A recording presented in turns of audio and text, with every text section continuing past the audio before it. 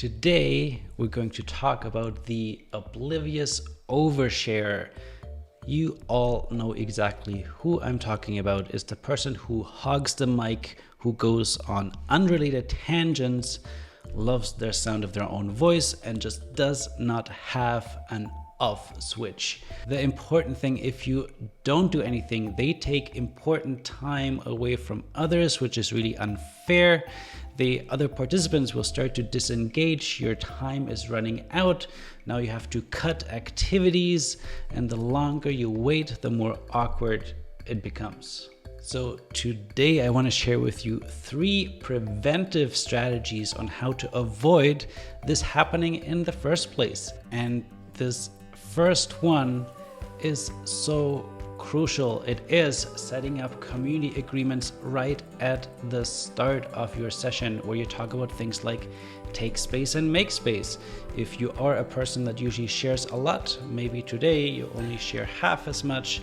And if you're usually a person that doesn't share very often, why not share twice as much today? So this way we all will have equal space that we have taken up in this session.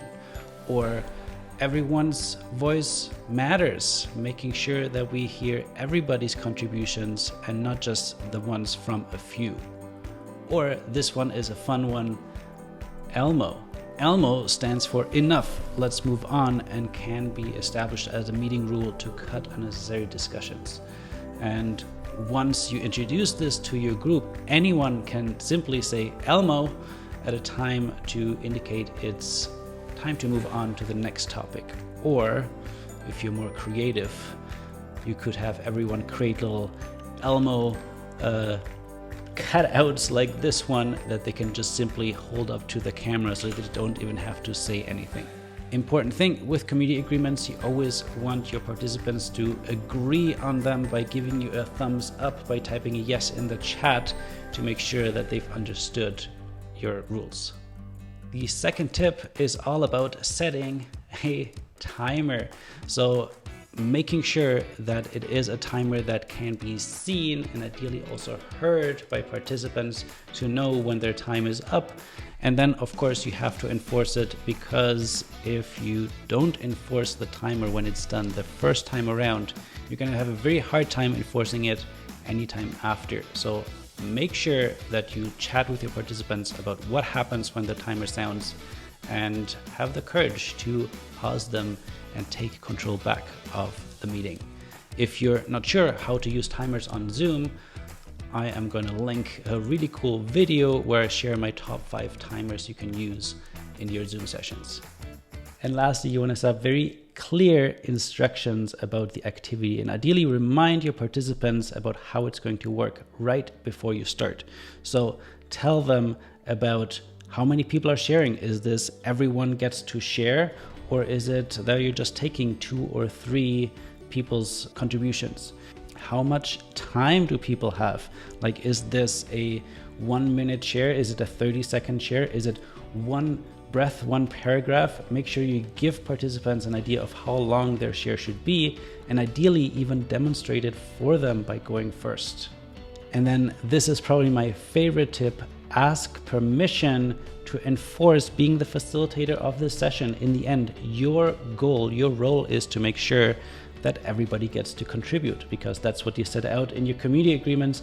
And maybe even if you didn't, your goal is to make sure that everybody contributes equally. So I like to ask my participants, do I have permission to interrupt you if you go over time?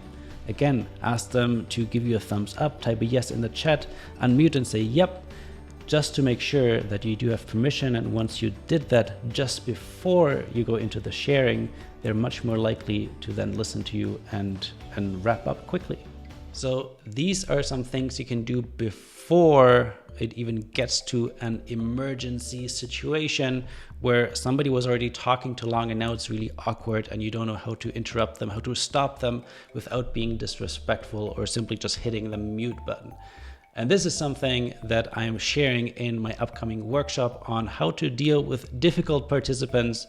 I'll share with you the exact script on how to interrupt somebody respectfully, make them feel heard, make them feel seen, and then have very clear boundaries that you get to enforce.